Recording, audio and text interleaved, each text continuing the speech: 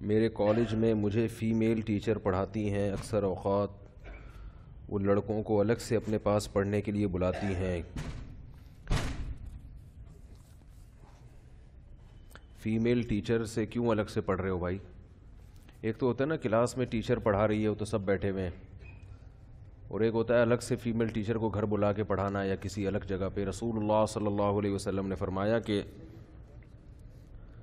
کسی بھی شخص کے لیے جو آخرت پر ایمان رکھتا ہو اس کے لیے حلال نہیں ہے کہ کسی عورت کے ساتھ تنہائی اختیار کرے۔ تنہائی میں کبھی بھی آپ کسی جوان عورت کے ساتھ الگ نہیں ہو سکتے، چاہے آپ کو فتنے کا ڈر ہو یا نہ ہو۔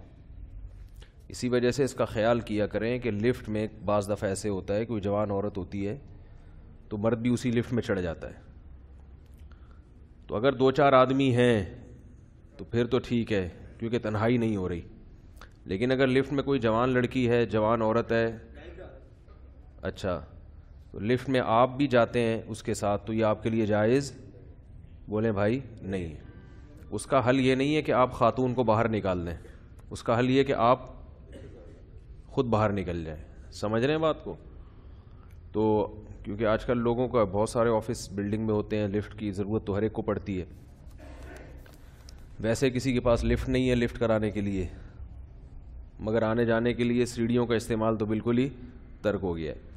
تو اس کا خیال کرنا چاہیے، کوئی جوان عورت اگر لفٹ میں ہے، اکیلی ہے، تو آپ اس کے ساتھ لفٹ میں سفر نہیں کر سکتے، چاہے وہ آپ کو لفٹ کرا ہی رہی ہو۔